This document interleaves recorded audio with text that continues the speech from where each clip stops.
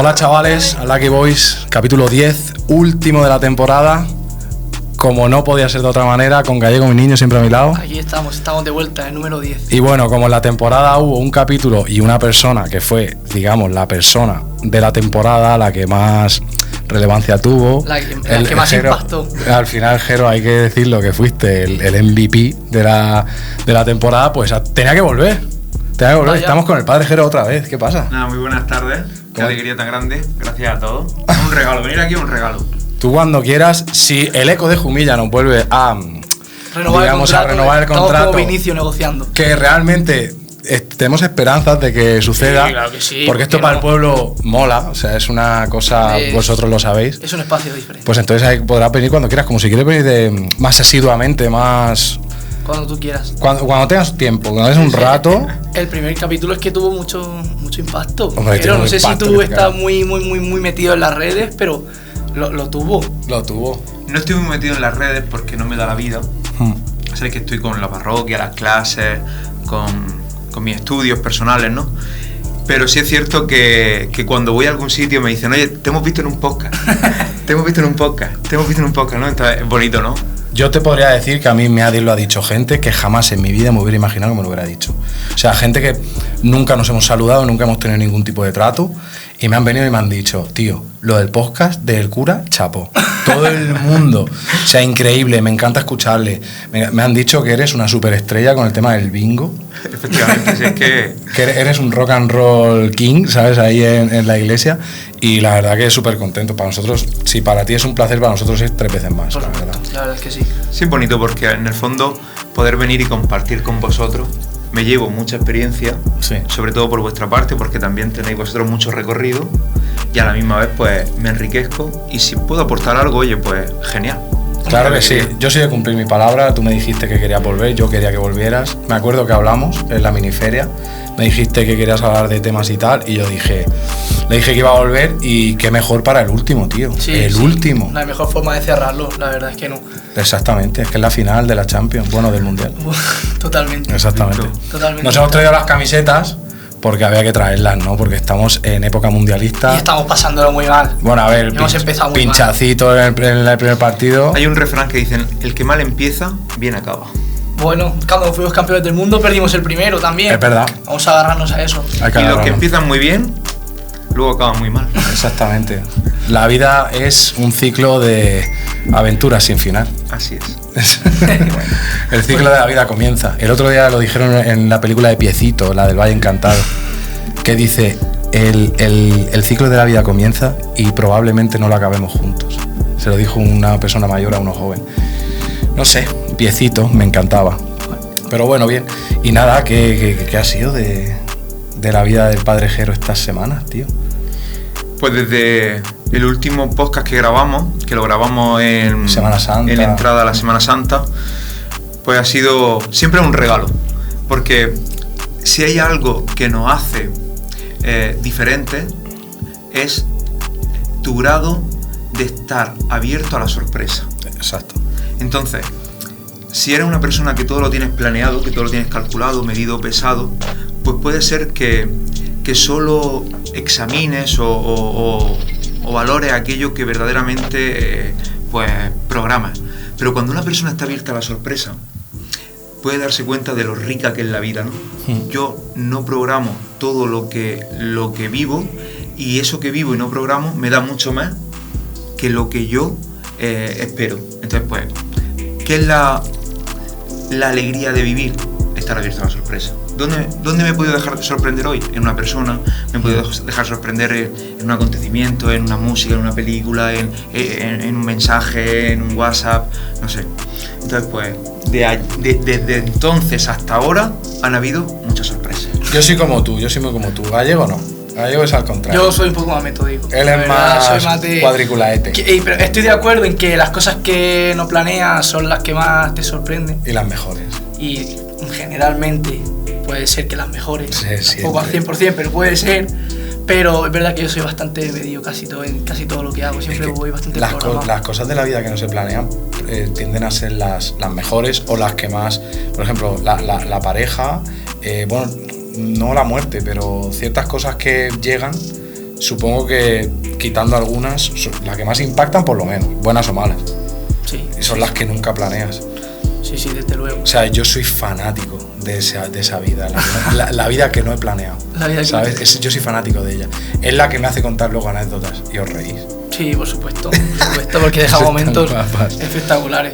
Pues nos hacía mucha ilusión traerle a mí, en especial, me hacía mucha ilusión volverte a traer, Jero, porque el anterior podcast me parece que dejamos muchos temas abiertos, me parece que hablamos de cosas también muy, muy, muy interesantes, pero yo, y ya me voy a meter directamente en materia, yo desde que hicimos el último podcast, me lo he escuchado muchas veces.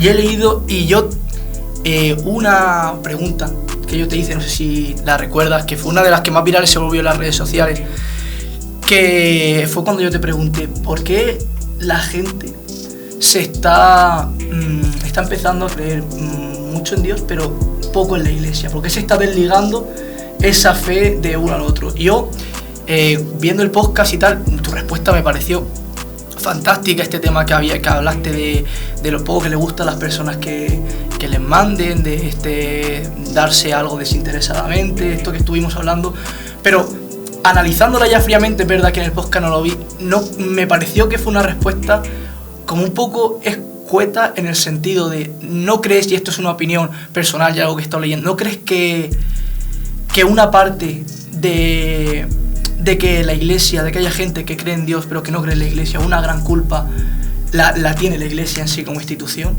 En el sentido de, bajo mi opinión, creo que la iglesia lleva como mucho tiempo tirándose piedras en su propio tejado, ¿no?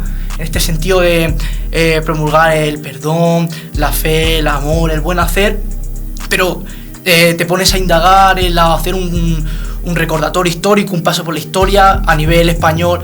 La iglesia está siempre muy ligada al poder, muy poco al pueblo, siempre a mantener su posición, su estatus jurídico, legislativo. Luego también diferentes casos de ciertos relacionados con el dinero, con el abuso en ciertos momentos también. Entonces, ¿no crees también que un poco esa es culpa de la iglesia, que las personas crean tan poco en la iglesia y tanto en Dios? ¿No crees que lleva mucho tiempo como institución tirándose piedras en su propio tejado? Bien, tres partes, ¿no? En primero me dice, la sociedad actual dice sí a la espiritualidad, no a la religión, ¿vale? Es cierto, vivimos un auge en el que el hombre está viendo necesidad a la espiritualidad, pero choca con la religión. Bien, por lo que entendemos que el hombre todavía tiene una parte trascendental a la que tiene que dar respuesta. La segunda, ¿quién forma la iglesia? La iglesia la forman hombres como yo, como tú, como todos, ¿no? Yo aporto a la iglesia mucho bien, pero también aporto a la iglesia mucho mal. ¿Por qué?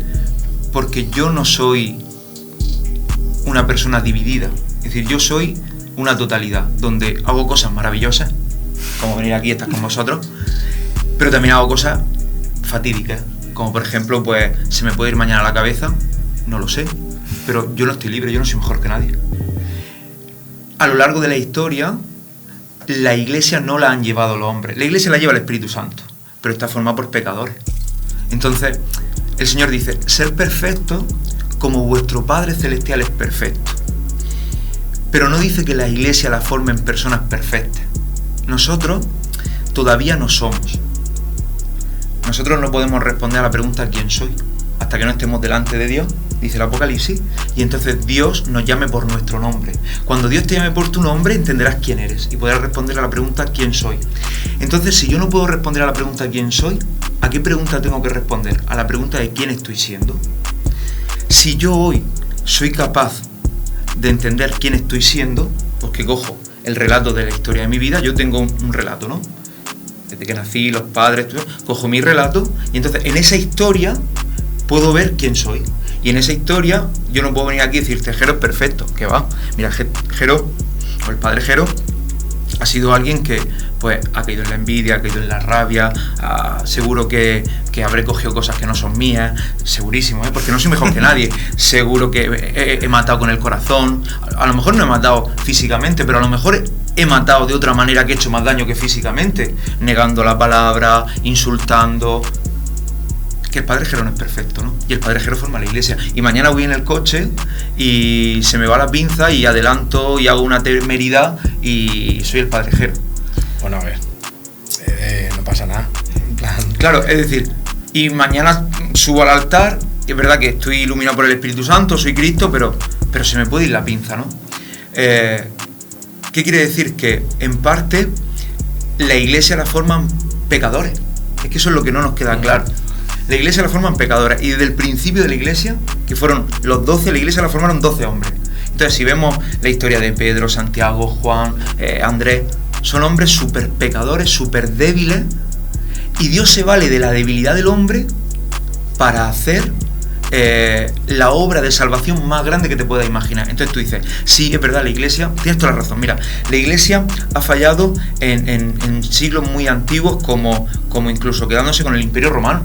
La iglesia ha tenido un ejército, la iglesia ha matado, y ha matado en nombre de Dios, que esto es muy triste. Sí. La iglesia ha hecho cosas, la iglesia le ha llevado a muchos sacerdotes a terminar incluso en el abuso de pederastia, que me da asco.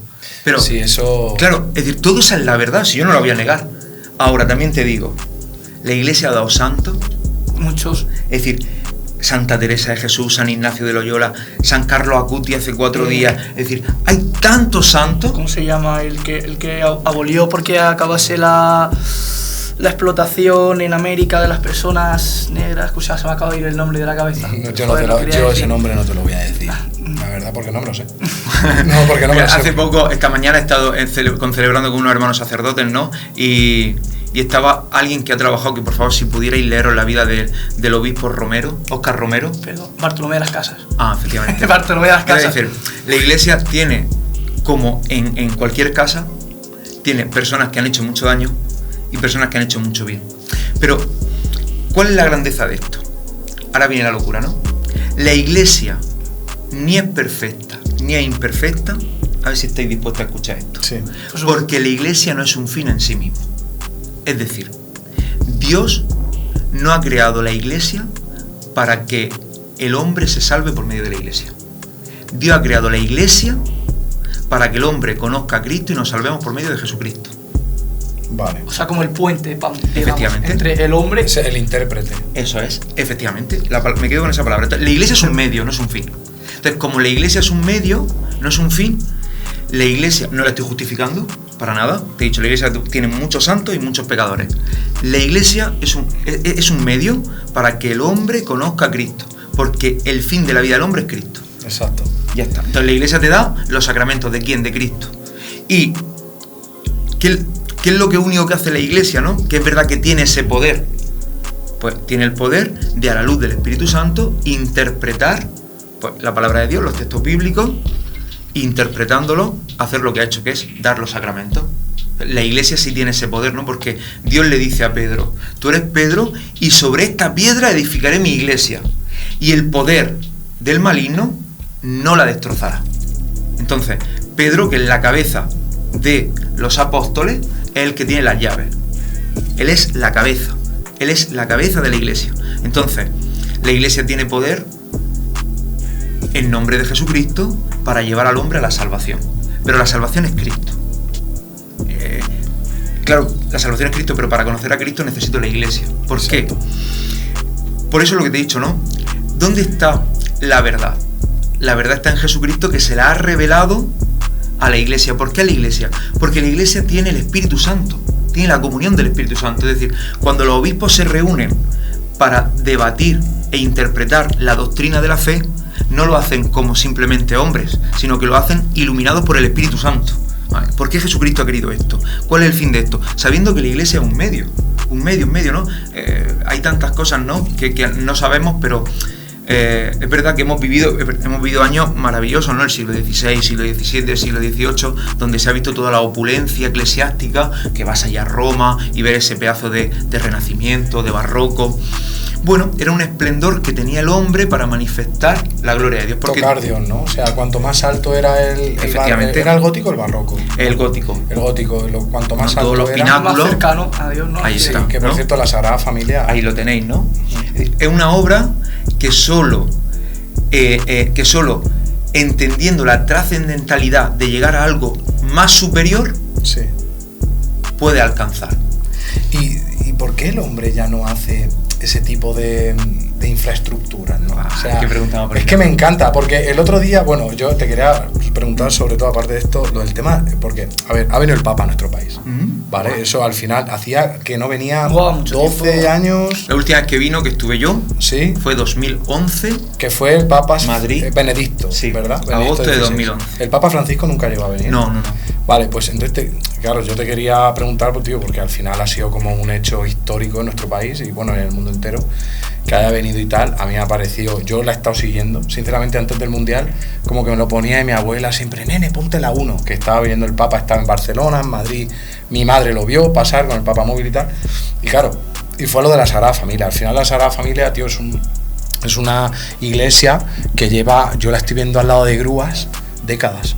Siempre que he ido. ¿Te puedo contestar a Sí, lo que claro, él ha por dicho? supuesto. Que esto, ¿no? Es decir, dice, ¿por qué ahora no se construyen templos ni se construyen Como cosas como antes. antes, ¿vale? Mm. Porque hay una crisis de verdad, hay una crisis de belleza. El mundo, el hombre está viviendo una crisis de verdad, una crisis de belleza. Eso es un buen titular, ¿eh? Crisis de belleza. Entonces, el Apúntala. hombre que, claro, para eso me tienes que preguntar, Jero, ¿dónde está la belleza? ¿La belleza está en la razón? No. La belleza está en la parte profunda del hombre.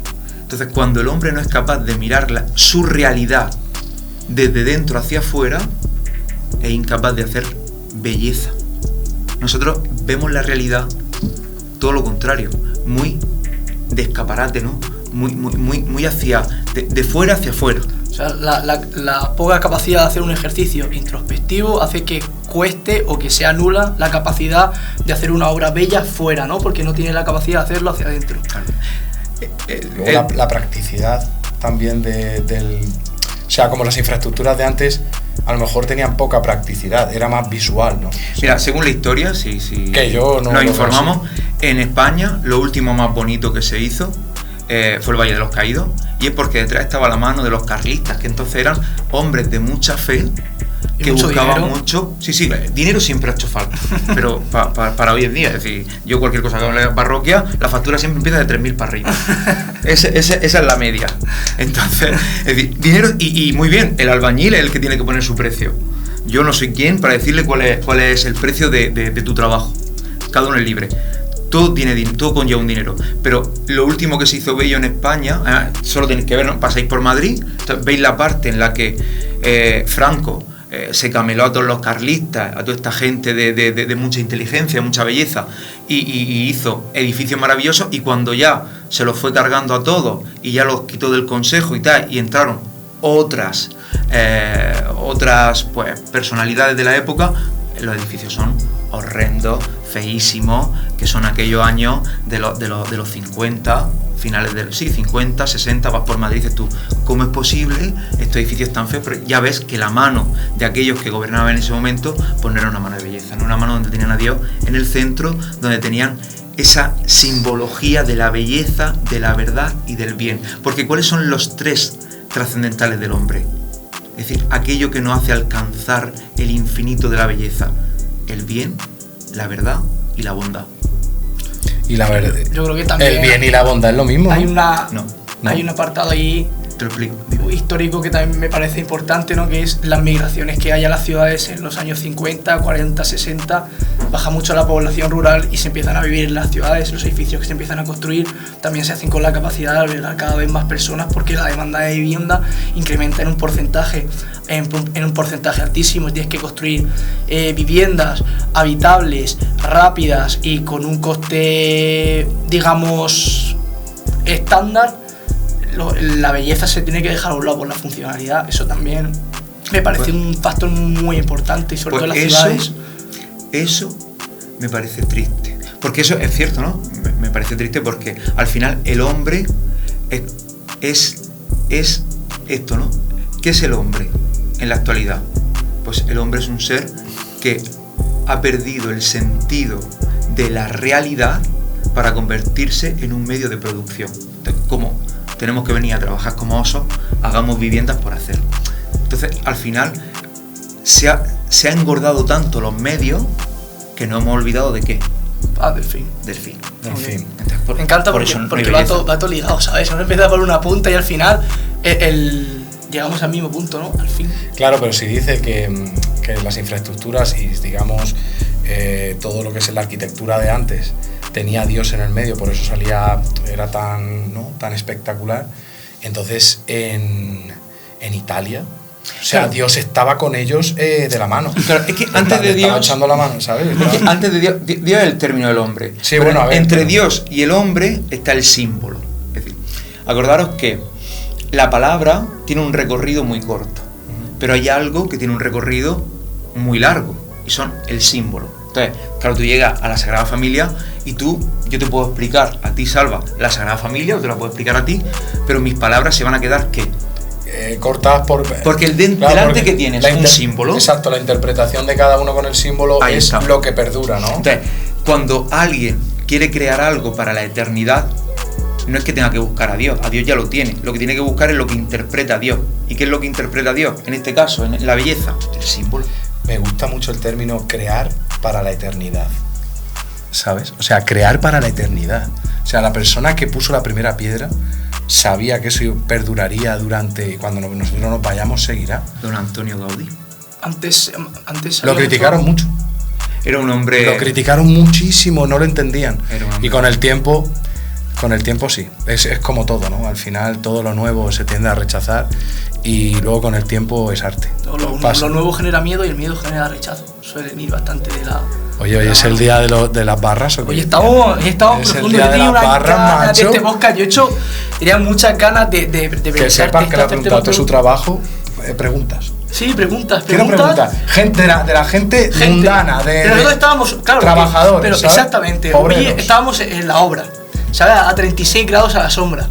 Oye, y parando para beber agua, yo he dicho, hoy me voy a ir un poco antes porque va a venir el padre Gelo de la parroquia. Calla, sí, en serio.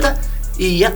¿Qué le preguntaríais? Claro, exactamente. Porque, ¿qué cuestiones tenéis en la cabeza? Y me han hecho una pregunta que, mira, te la voy a hacer porque luego os he introducido fenomenal. Un compañero me ha preguntado... ¿No será el sevillano?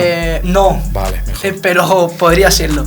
La cuestión es que me he preparado aquí un caso particular. Después, cuando llegue a casa, he hecho una investigación acerca del personaje. Realmente, si existe el cielo, como dice la religión, sí, un asesino puede ir al cielo. Y esta pregunta te la voy a ligar con otra, porque me ha venido fenomenal. Porque hay gente, sobre todo gente así como asesinos, que acaban en la fe en los últimos momentos de su vida, en los últimos 5, 10 años de su vida. Yo te voy a poner ahora un ejemplo particular que yo investigué hace muchos años, que he sacado hoy de nuevo la investigación para hacer un pequeño resumen, para contártelo. No sé si conoces el caso de Luis Alfredo Garavito. Es un colombiano que murió en el año 2023 en la cárcel, que entre el año 1992 y 1999 abusó y mató cerca de 200 niños menores de 14 años. Eso hace una media prácticamente de 2,5 niños asesinados al mes. Es una auténtica barbaridad. En una entrevista que le hizo Jon Sistiaga un par de años antes de fallecer, Jon Sistiaga, un periodista maravilloso, uno de mis sueños con este podcast es llegar algún día quizá a entrevistar a alguien como Jon Sistiaga, que a mí me ha inspirado a hacer cosas como este y me ha despertado un espíritu crítico grandísimo. Pero él en la entrevista afirma que si algún día saliera de la cárcel, que no ha llegado a salir porque tenía 143 años de condena y poco me parece, le encantaría ser pastor, le encantaría, dice que ha encontrado su lugar en la Biblia, en la fe, en Jesucristo. Durante la entrevista hace todo el tiempo referencias a la Biblia, a los apóstoles, cita párrafos, cita versos concretos. Entonces, esas son mis dos preguntas. ¿Un asesino puede ir al cielo? ¿Y por qué los asesinos, particularmente, que me parecen los perfiles más curiosos a mí, tienden a esas posturas una vez que se ven encarcelados y no antes? Antes de que responda, Jero, quiero decir una cosa. Hemos tenido que esperar 10 capítulos para hacer un podcast serio. Sí. O sea, este es el más serio que hemos hecho. Sí, ahora sí, puedes responder. Gracias. Qué bonito. Pues mira, la mayor esperanza, y no es porque no sé quién es ese hombre, pero seguro que no es que yo no soy mejor que él. Porque la mayor esperanza de esta vida es saber que el cielo es para todos. Y la segunda, que es una respuesta muy fácil, porque el mayor deseo del hombre, acuérdate esto bien, es ser amado. Lo único que cambia el corazón del hombre es sentirse amado. El hombre puede hacer la barbaridad más grande cuando no se siente amado, y puede hacer la obra de salvación más bonita cuando se siente amado.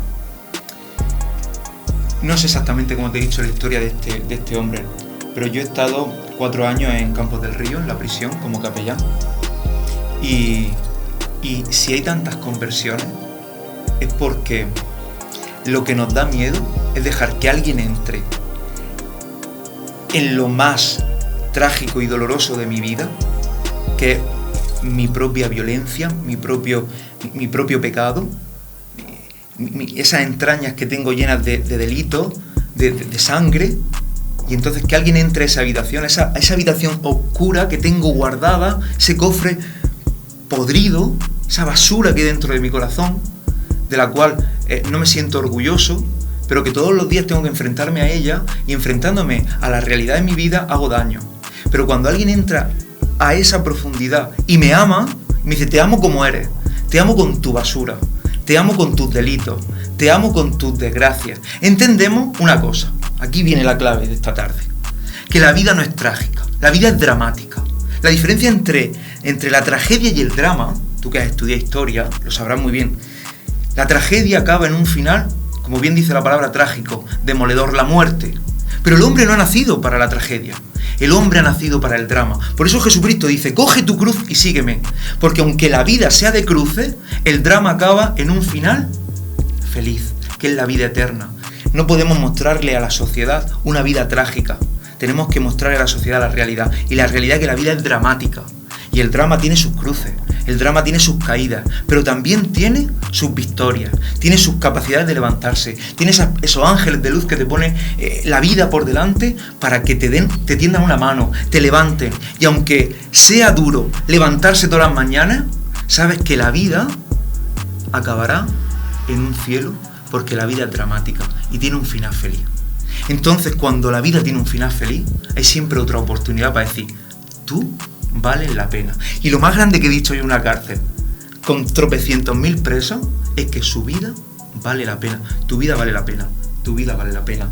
Y tu vida vale la pena. Gracias. Es verdad, hoy tenemos un acontecimiento doloroso y trágico. Hoy hemos hecho lo peor que podíamos hacer. Pero lo más grande es dejar entrar a un Dios a ese lugar pudriento de mi vida, donde no me siento orgulloso de ello, y que alguien lo toque y que diga: te amo con tu realidad. Y sintiéndome amado, me diga: tu vida merece la pena. Y entonces, ¿sabes lo que pasa? Que lo que nos hace cambiar, lo que nos hace pedir perdón, lo que nos hace perdonar, lo que nos hace ponernos en el lugar del otro, es sentirnos amados. Si tú eres capaz de amar y dejarte amar, tu vida será libre. Porque el fin de la vida no es la felicidad. El fin de la vida es ser lo que somos. Esto es otra cosa, ¿no? Esto es que nos han hecho creer que nosotros tenemos derecho a la libertad. Pero eso es mentira. Nosotros no tenemos derecho a la libertad. Nosotros somos libres. Una cosa es tener y otra cosa es ser. Tú no me puedes decir que tengo libertad, porque esa no es la realidad. Yo no tengo libertad. Yo soy libre. En espíritu y en pensamiento. Y en verdad, en totalidad, es decir, cuerpo, alma y espíritu. El hombre, cuando Dios nos hizo, cogió 3 frasquitos. El frasquito del conocimiento, el frasquito de la libertad y el frasquito del amor. Los mezcló, hizo una gran masa y dice el Génesis: insufló y dio vida. Es decir, los 3 principios del hombre son la libertad, el conocimiento y el amor. Yo no puedo decirle a un preso que él está, fíjate, prohibido de libertad. Yo tengo que decirle que por sus pecados está en la cárcel, pero que él es libre. Es libre. Y en esa libertad es donde me siento amado. Como le decía, padre, a mí me cuesta mucho creer que pueda llegar al mismo punto que yo alguien que ha hecho en la vida muchas más atrocidades que yo. Me cuesta comprenderlo. O sea, yo lo pienso, me paro a pensarlo como cristiano que de verdad cree en el cielo, y pienso: si hay un cielo o hay un infierno. Pero él habla claro, él lo ha explicado claramente, que Dios entra en tus peores pesadillas, por así decirlo, en tu peor rincón, en la habitación más negra que tienes. Y aún así la ve limpia o la quiere. Entonces es lo que dice, que todo ser humano, absolutamente todo el mundo. Y tú y yo lo vemos desde el punto de vista de las normas de la sociedad. Obviamente es un asesino, un violador. A mí me parecen las normas de la lógica, de la ética y de la moral. Obviamente, sí, pero que intento entender el punto de vista desde la iglesia, ¿sabes? Sí, yo... Que yo obviamente pienso igual. Lo he entendido, ¿sabes? Pero entiendo el punto, pero me cuesta salirme del mío. Te voy a hacer una pregunta, porque lo que te pasa a ti le pasa a mucha gente, incluso por desgracia, y lo digo claramente, a la gente que está dentro de la iglesia. ¿Cuál es la diferencia entre la moral y los moralismos? Porque la moral es clara. Ahora, lo que tú acabas de decir es un moralismo. En el fondo, buscamos un mundo donde todos seamos perfectos, iguales, ¿no? Donde todos tengamos las mismas oportunidades, donde todos, ¿no? Donde al final, imagínate una clase, tú que tienes también vocación de profesor, imagina una clase donde tú le entregas a los niños un folio en blanco y le dices, dibujadme un camino. Y entonces el profesor se asoma a ver esos 30 folios y dice, qué bonito, todos los caminos iguales. Pero vamos a la realidad, vamos a la moral. Esos son los moralismos. Todos iguales, el moralismo de esa justicia vaga, de esa justicia escaparatista, falsa. Pero la verdad es que hay un niño pequeño en el fondo que coge el lápiz negro y te hace un camino muy borroso y muy difícil. Y hay otro niño al lado que te coge el rosa y te hace un camino maravilloso. Y otro, ¿no? Porque solo Dios sabe la historia de tu vida. Solo Dios sabe de los 30 niños cuáles tienen la oportunidad de que los levante su padre y cuáles no. Cuáles tienen la oportunidad de que los levanten y desayunen y que los levanten y no. Entonces, claro, cuando te das cuenta de que son 30 niños y que cada uno tiene su historia, que cada uno tiene el relato de su vida, que cada uno ha nacido en un acontecimiento concreto de familia, de hermanos, de padres, incluso de barrio, de pueblo, de ciudad, de situación económica. Entonces, la gran pregunta no es ¿por qué hay bueno y malo? Esa no es la pregunta, tío grande. La pregunta es, Señor, ¿por qué yo aquí y el de 3 asientos más para adelante no está donde... ¿Por qué mi compañero de 3 asientos más para adelante no ha nacido en la familia que nació yo? Y a mí me has dado esa familia. ¿Por qué a mí? ¿Por qué ha hecho que yo no tenga padre? ¿Por qué ha hecho yo que no tenga madre? ¿O por qué ha hecho que yo no tenga dificultades en la vida? ¿Por qué conmigo ha hecho esta historia y con él ha hecho esa? Pero eso, tío grande, no lo descubriremos hasta que no estemos en el cielo. Y entonces cuando lo descubramos será porque Dios nos haya dicho, mira, campeón, esta es tu historia de salvación.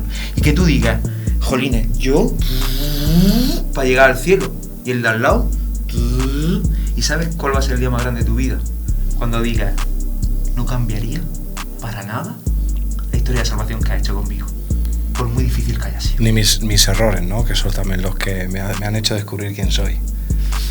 Porque al final Dios te da esa vida no porque puedas cargarla o no, sino porque Él va a estar contigo todos los días hasta el fin del mundo. Hasta el fin del mundo. Es que mola, no sé. Yo es que, ¿sabes lo que pasa? Que pasó una cosa el otro día con un youtuber que a mí me gustaba muchísimo.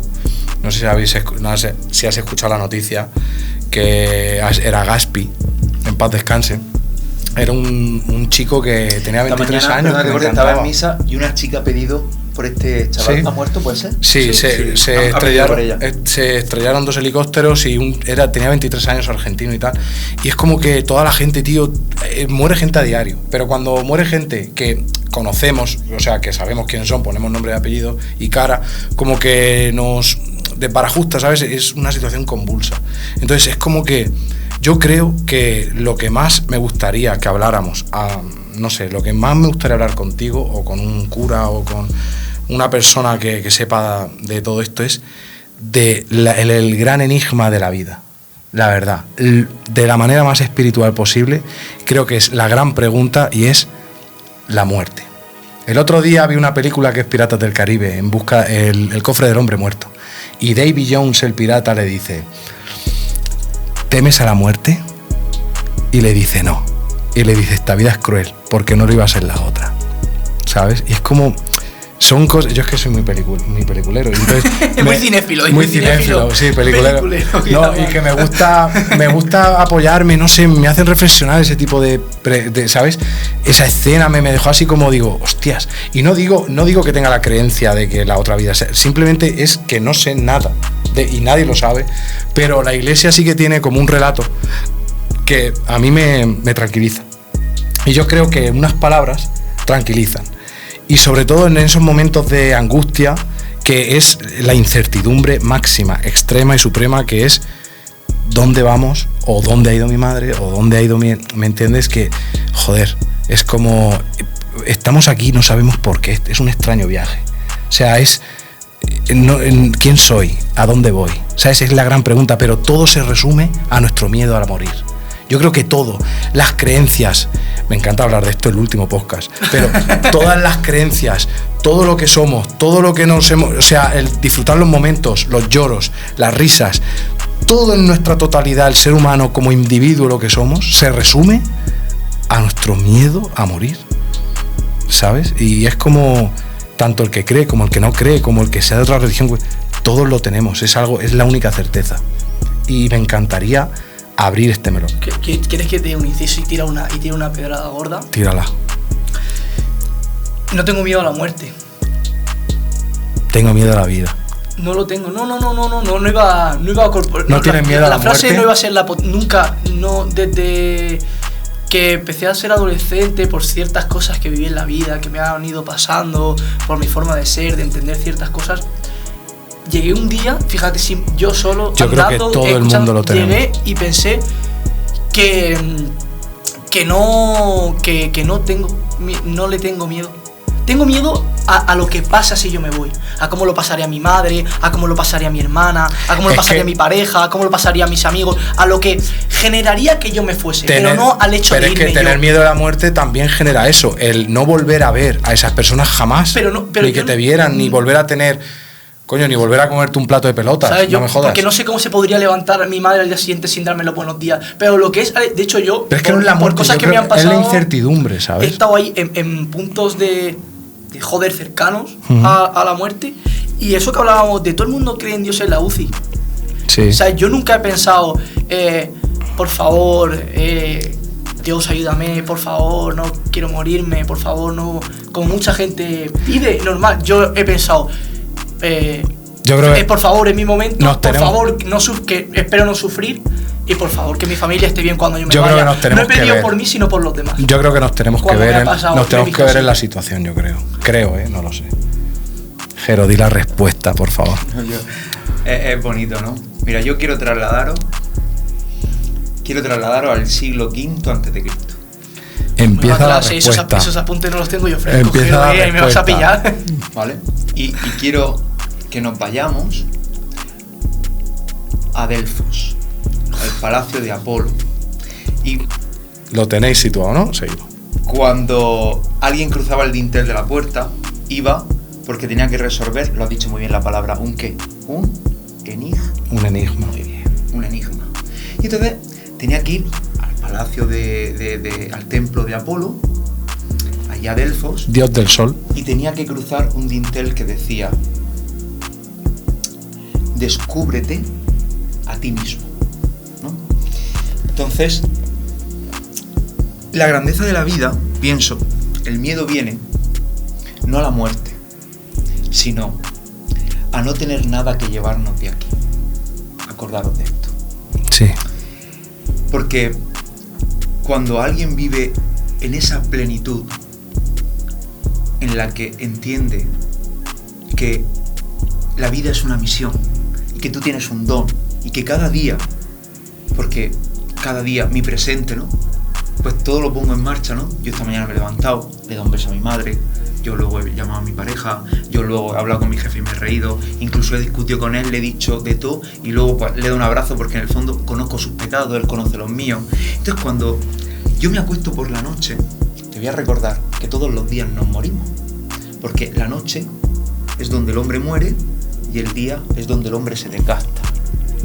Todos los días nos morimos, es más, científicamente, tanto que gusta la ciencia, ¿no? El hombre vive en la la frecuencia mental la tenemos en 14 y todos los días bajamos a 4 la frecuencia vegetal.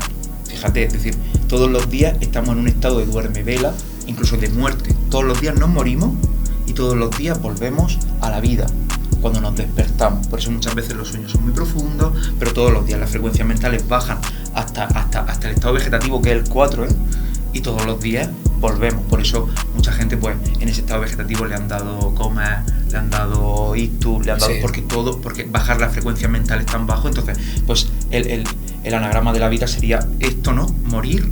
Tanto es que un día pues podremos hacer un podcast un poco viendo por qué el Señor empieza la creación no por la mañana, ¿no?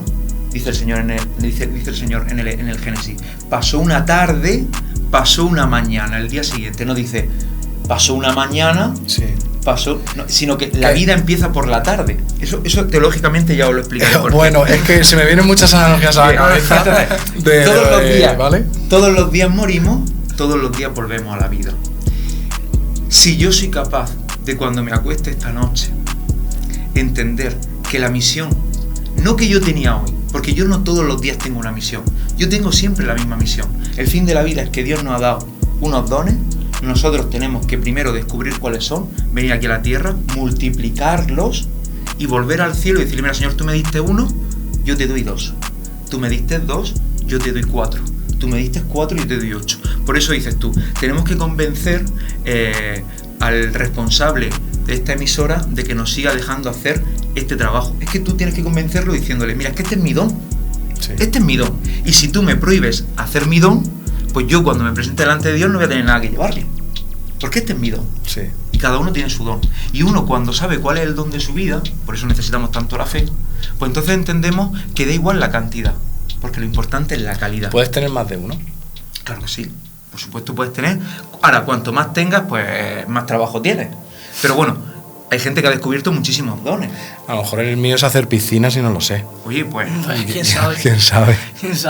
Entonces, por eso, no es tanto el miedo a la muerte, sino el miedo a perder la vida. Es que hoy es el día de barras impresionantes. Es que no sé qué poner en... ¿Sabes? En los podcasts pongo en la portada como la frase del podcast. Y no sé cuál poner. Es muy bonito porque yo os cuento... Es increíble. Yo tengo esto muy claro porque yo he acompañado a tanta gente a morir. Y cuando acompañas a alguien a morir, ¿no? Entonces te ven, ¿no? Te ven vestido de cura. Te acercas a la cama donde ya está, donde está como esa batería del teléfono. Se está agotando. O como esa vela. Es que iba a decir lo de la vela, pero la gente ya no sé si conoce lo de la vela, pero la batería del móvil lo tiene todo el mundo al pelo. Es cuando esa batería que se va acabando, ¿no? Y entonces la gente te mira y te dice: Padre, gracias. Qué vida más bonita. Madre mía. Qué hijo me ha dado el Señor. Qué mujer más estupenda. Estoy preparado. Ha sido el mayor regalo de mi vida. Y entonces a los 5 segundos experimenté no hace mucho aquí en Jumilla, ¿no? Una mujer que me decía: veo ya a mi madre. No, es como... Y entonces me decía la hija: ¿qué pasa? Le decía: pues que está volviendo. Cuando alguien ve a su madre, ¿qué quiere decir? Que está volviendo dentro de ese vientre del que salió, porque Dios nos ha creado en ese vientre y a ese vientre tenemos que volver. ¿No? Qué cosa más bonita, ¿no? Ha cumplido ya el ciclo terreno para empezar el ciclo celeste. ¿Y qué es el ciclo celeste? ¿A dónde vamos cuando nos morimos? Bien, muy fácil. Ciclo celeste. Muy fácil, no tan fácil, no, pero gracias a Dios tenemos la revelación. Muy fácil. A la gran campiña verde. Tenemos la revelación. El problema está que... Dos anillos. La gran campiña verde. Acuérdate que Tolkien. Sí, te iba a decir. Es que te iba a decir una frase suya que se me acaba de ir. Porque estoy estudiando, bueno, ahora mismo no, porque estoy con el fin de máster, pero este año un poco estudiando a Tolkien, porque ya sabéis la historia es que tampoco quiero hacer pesar esto, ¿no? Entre el creador de Narnia, ¿no? Que es C.S. Lewis y Tolkien, que eran íntimos amigos, ¿no? Entonces esta tarde justamente he leído un artículo que no me ha gustado nada, me deja así un poco, porque me han dicho que Tolkien era muy de la ilustración, ¿no? Y entonces me revienta la cabeza porque no es verdad. Un hombre muy realista, muy de la realidad, no de la ilustración, y me quedas un poco pillado. Entonces me ha dicho ahora y me he ido a este hombre que tengo que llamarlo a la verdad, porque no es así. Pero bueno, mira, la grandeza de nuestra vida es que la muerte es un regalo que nos ha hecho Dios si somos capaces de entender la grandeza de nuestra vida. Si no somos capaces de entender la grandeza de nuestra vida, jamás entenderemos la grandeza de nuestra muerte. Eso es que eso puede venir de Grecia. O sea, es que la frase de lo que los dioses envidiaban a los humanos, es que porque al haber un final, como que todo tiene sentido. Y si eres eterno no tiene ese sentido, porque todo se pierde en la eternidad. Nada tiene como un beso, un adiós. Todo cobra sentimiento y sentido, claro, cuando eso sabemos que hay un final. Claro, Salva, por eso te vas a una religión como la de China. Entonces, en China es muy fácil la esclavitud. ¿Por qué en China es muy fácil la esclavitud? Porque el fin de la vida es la producción. ¿Por qué? Porque cuando tú mueres, te vas a un todo. Te fundes en una totalidad. Exacto. De una divinidad donde tú no eres nadie. ¿Cuál es la diferencia de nuestra fe? ¿Qué grandeza? Pues que nosotros tenemos una relación personal, acuérdate, palabra relación y personal. Nosotros somos personas y el fin de nuestra vida es la relación. El hombre es en tanto en cuanto se relaciona con lo divino y con lo humano.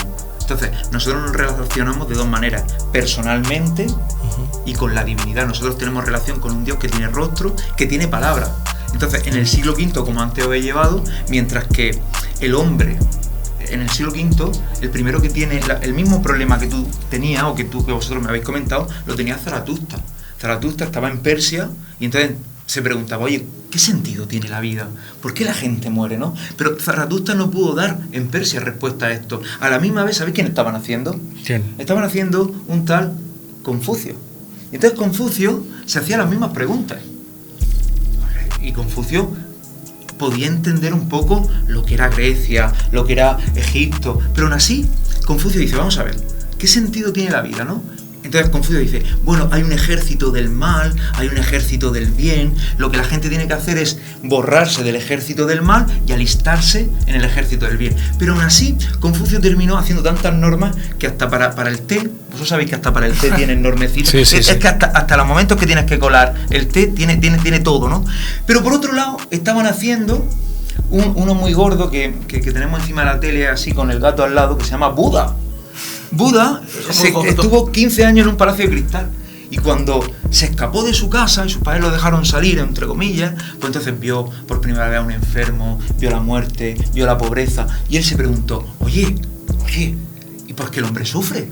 ¿Y por qué el hombre muere? ¿Y por qué, dónde está la decadencia? ¿Por qué la decadencia? Claro, él se había criado 15 años en un palacio de cristal, no entendía lo que era la vida, ¿no? Y entonces Buda dice, ¿de dónde viene el sufrimiento? Y entonces Buda dice, el sufrimiento viene del amor. ¿De dónde viene el amor? Del deseo. ¿De dónde viene el deseo? Vamos para atrás, del cuidado. Cuando alguien es cuidado, desea. Cuando alguien desea, ama. Y cuando alguien ama, vive. Y entonces dice Buda, el budismo, ¿no? Dice Buda, pues si corto el deseo, exacto, se acaba el dolor. Entonces, claro, jamás en la vida verá un budista, claro. Entonces, alguien que no desea, pues le dice, tienes que trabajar haciendo zapatos de 15 horas diarias, 20 horas diarias. Como tú no deseas, porque no hay más deseo, porque al final el fin es vaciarte de ti mismo. Tontería, ¿no? Cuando Dios te ama tal y como eres, cuando Dios entra en la profundidad de tu vida, cuando Dios te llama por tu nombre, cuando tú eres único, cuando tú eres un misterio de salvación, cuando tú eres una historia, cuando tú eres un relato, cuando tú eres. Entonces, no, es que yo tengo que vaciarme de sí mismo, ¿no? O sea, acabas de desgranar una religión de 500 años que es una tontería en 5 minutos. Madre mía. Yo creo que está hecha para tonto. A ver, hay de todo en la viña del Señor, ¿no? Gracias, aquí me tienes a mí, ¿no? que no soy mejor que nadie. Pero esta es la cosa, ¿no? Entonces, ¿por qué te llevo al siglo V?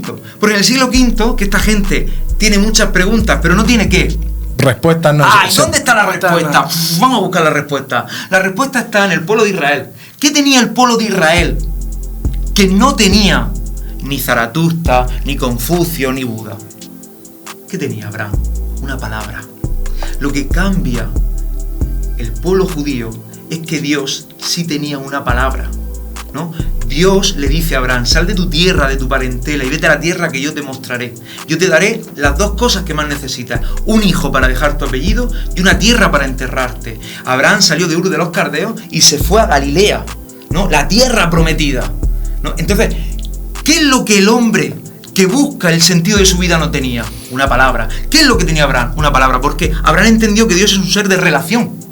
Abraham entendió que hay que preguntarle a Dios. Es decir, yo no me puedo preguntar a mí mismo, porque yo me voy a enfrentar a un vacío existencial. Yo tengo que preguntarle a alguien que me haya dado la vida y que pueda responder a la inquietud profunda de mi alma. Entonces el pueblo de Israel tiene una palabra, y desde Abraham, pasando por Isaac, pasando por Jacob, pasando incluso por José, que lo llevó a Egipto, pasando por los 400 años de esclavitud del pueblo de Israel, pasando por Moisés, que lo sacó de la esclavitud del faraón, pasando por esa entrada triunfal que tuvieron en el pueblo de la alianza, pasando por los miles de reyes, de los 3 grandes reyes, de los grandes profetas, hasta llegar a ¿qué? Al culmen de la palabra. Y dice San Juan en su prólogo, y esa palabra que Abraham recibió se hizo carne en el seno de la Virgen María. Esa palabra es Jesucristo. Jesucristo es la respuesta a la inquietud del corazón del hombre. Por eso los de Confucio, Persa en Zaratustra y Buda están todavía buscando la respuesta, a la cual nosotros no solo tenemos la respuesta, sino tenemos una relación con esta palabra, que esta respuesta, tenemos una relación personal donde entendemos que somos libres, conocedores y amorosos. Es más, esta respuesta la tenía en el siglo V alguien que lo tacharon por loco. Aristóteles. Aristóteles tenía esta respuesta. ¿Y quién descubre que Aristóteles tenía esta respuesta? En el siglo XII, cuando le traducen a Santo Tomás de Aquino los escritos de Aristóteles. ¿Por ¿sabes lo que hicieron los griegos? Cogieron todos los escritos de Aristóteles y los guardaron debajo de la alfombra, porque nadie lo entendía, porque Aristóteles ya estaba señalando la palabra.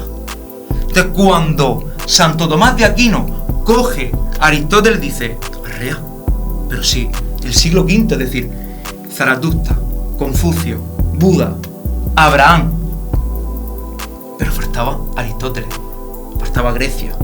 Entonces, claro, Aristóteles dice, mira, mi maestro, Platón, yo lo quiero mucho, él se pasó defendiendo, porque Platón fue un gran hombre con mucha ciencia, pero que se pasó defendiendo la muerte de su gran profesor, que murió a consecuencia de la cicuta, y entonces pues se pasó defendiendo, pero verdaderamente Aristóteles no hizo nada parecido a su profesor, a Platón. ¿Esos son los escritos que hablan en el nombre de la rosa?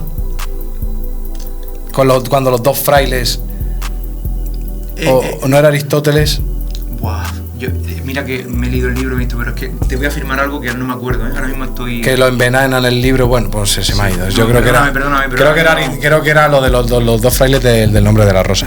Sí, recuerdo cuando estaban en la noche, exacto. Pero ahora mismo no recuerdo. Pero escucha, sinceramente, en 10 minutos o en 15 minutos, creo que me has hecho un resumen como el rollo Juego de Tronos de toda la historia de la creencia de Dios en la humanidad.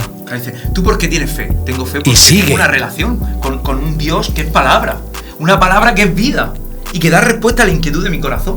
Es decir, el hombre no puede tener una verdad si no tiene una relación, no puede tener una belleza si no tiene una relación, y no puede tener una unidad si no tiene una relación. O sea, las personas somos seres relacionales. Es más, ahora aquí viene la locura, aquí viene la machada. Aquí viene la punchline. La machada. Y la machada es que el hombre, antes de llegar a este mundo, ya se ha relacionado.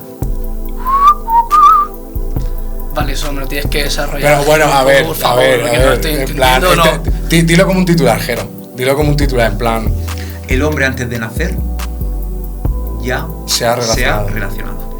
Es decir, ese abrazo que te da tu madre por primera vez cuando naces, que dices, estoy embarazada. Vale. Antes de que tú estalles la barriga de tu mamá, antes de eso, tú ya te has relacionado. Tú ya eres relación. Hostia, me dejas, Padre Jero, anonadado. Sinceramente, es que deja... ha sido, no sé cuánto tiempo llevaremos, pero yo creo que este ha sido el más serio que hemos hecho, pero de los 10 que hemos hecho, Por supuesto. Porque el otro te pusiste aquí a analizar los tatuajes y tal a última hora, que estuvo guapo. pero yo creo que es el más serio. Este es histórico. Esto es para que lo estudien en el instituto. Y fíjate que hemos abordado muchos menos temas que nosotros. Hemos hecho 3, 4. Sí, hombre, hemos abordado el gran tema. El gran tema. Bueno, yo creo... tema. Sí, yo para terminar esta parte, te voy a explicar un poquito por qué la gente teme a la muerte. Aparte de te he explicado la parte profunda, espiritual, trascendente, que es teme a la muerte porque no se siente realizado en la vida. Sí. Pero yo te voy a explicar, por ejemplo, tu generación. Yo ya soy mayor, voy a cumplir el lunes 39 años. Mayor. Sí, pero no tengo ya 22, 23 que tienes tú. Cuando analizamos esta sociedad, ¿por qué hay tanto miedo a la muerte? Porque el hombre está viviendo un fatídico fracaso. Es decir, ha fracasado el Estado, ha fracasado la democracia y ha fracasado la cultura. Entonces, el hombre, cuando mira un poquito ese presente que le espera, cuando el hombre viene a la universidad, los chavales, chicas y chicos, vienen a la universidad con esa grandeza de labrarse un futuro, hincando codos, porque tienen vocación a ser enfermeros, porque tienen vocación a ser médicos, ingenieros, electricistas, peluqueros, no sé, hasta en gastronomía, ¿no? Porque quieren crear los mejores platos, porque quieren ser, no sé, costeleros maravillosos, porque quieren ser baristas, porque quieren ser músicos, porque quieren ser... A la espalda llevan el fracaso de un Estado que ha perdido la base de la moral, el fracaso de una democracia que ha perdido el bien común y el fracaso de una cultura que ha perdido la ciencia. ¿Pero crees que así es fracaso ya y no hay ningún tipo de...? No, nosotros somos la generación que veremos agonizar. Bueno, ya lo estamos experimentando, que está muriendo, pero nosotros todavía nos queda verlo agonizar. Como dijo William Turner, ninguna causa está perdida si queda un insensato dispuesto a luchar por ella. Pues eso es bonito. Por eso, cuando te das cuenta de que el mundo no puede responder, no podemos esperar que el Estado nos dé la respuesta a la grandeza de nuestra vida. No podemos esperar que la democracia, que ha fracasado, por lo menos esta, habría que inventar una nueva y mucho mejor, porque esta es un desastre total.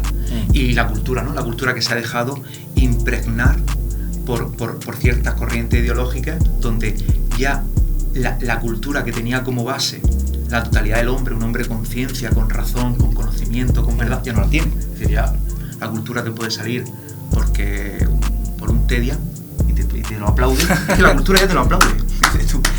Yo soy muy terian, ¿eh? Bueno, entonces cuando la cultura no es capaz de poner en el centro a la persona, cuando la democracia no es capaz de poner en el centro el bien común y cuando el Estado no es capaz de poner en el centro la moral, pues sinceramente más vale dejarlas morir totalmente. Exacto. Es decir, estamos ahí como dándole un poquito de aire con gotero. A ver, yo para terminar, Jero, ¿sí? Porque yo creo que ya es la hora, creo que tenemos que decir algo por nuestra selección española. Tenemos que bendecirla. ¿Estás viendo el Mundial, Jero? Sí, constante hasta el final. Hasta el final. Los que empiezan mal acaban bien. Y esto ya tenemos la experiencia. Tenemos la experiencia, voy a señalar. Tenemos la experiencia. Tenemos la experiencia. ¿Vale? Entonces, no perdamos la toalla, no tiremos la toalla, no juzguemos, es decir, vivamos con esperanza. Oye, que nos une la selección, a tope. A tope. Nos une la selección, a tope. Ojalá hagamos algo, de verdad, ojalá. ¿Lo estás siguiendo? Sí. ¿Eres futbolero? No. No. No, pero las mejores cenas, los mejores vinos y quesos me lo estoy tomando viendo un fútbol. Y yo mientras que ¡Qué haya pájaro! vino y queso y almendras, vino, queso y almendras. Y almendras fritas de la Comunidad Valenciana, que yo soy muy valenciano también. Pues chavales, hasta aquí la temporada 2 de Unlucky Boys. Ha sido un placer, la verdad. Muchísimas gracias al Eco de Jumilla, a Andrea, a Borja, a Elena, a todo el mundo que ha venido desinteresadamente a ayudarnos y para que esto salga adelante, a mi hermano Gallego, que se prestó a hacer toda la temporada conmigo, al padre Jero, a ti por supuesto, que cuando quieras te vienes y puedes ser colaborador o podemos hacer una sección que a mí me encantaría. Y nada, que ha sido genial, yo me lo he pasado de puta madre, sí que ha sido una temporada un poco, no nos dedicamos a esto, la verdad, ha sido un poco así entre pitos y flautas, yo con lo que sé, con lo que he aprendido y tal, he tirado para adelante y nada, súper agradecido y esperemos Que nos vemos en la tercera. Que hay una tercera temporada. Fernando, ¿no? tiene que haber una tercera. Fernando. Claro. Renovación. Parné. La servilleta. Claro, exacto. La servilleteo. Pum, pum. Así que nada. Desde luego que muchas gracias al Eco de Jumilla por prestarnos el espacio. El proyecto ha sido fenomenal. Yo me lo he pasado genial. Y ha despertado cosas buenas en la gente. Sí. También cosas malas. Debate, han dicho cosas debate, malas, chicha, debate, pero eso es que estamos haciendo algo, ¿sabes? Sí. Y a mí el hacer algo A lo mejor es nuestro don. Y me parece, hay que multiplicarlo, ¿eh? Y me parece increíble. Muchas gracias a todos los que nos han acompañado en este viaje, con subidas, con bajadas, como la vida misma. Exacto. Y que ha sido una experiencia maravillosa y que esperemos que nos quede aquí pues todo el tiempo que sea posible. Exactamente. Jero, ¿quieres decir algo para despedir? Ya ese es el final, de final. Pues si es el final, decir que tu vida es maravillosa. Y ahí nos despedimos, chicos. A Lucky Boy, siempre presente. Temporada 2. Chao, chao.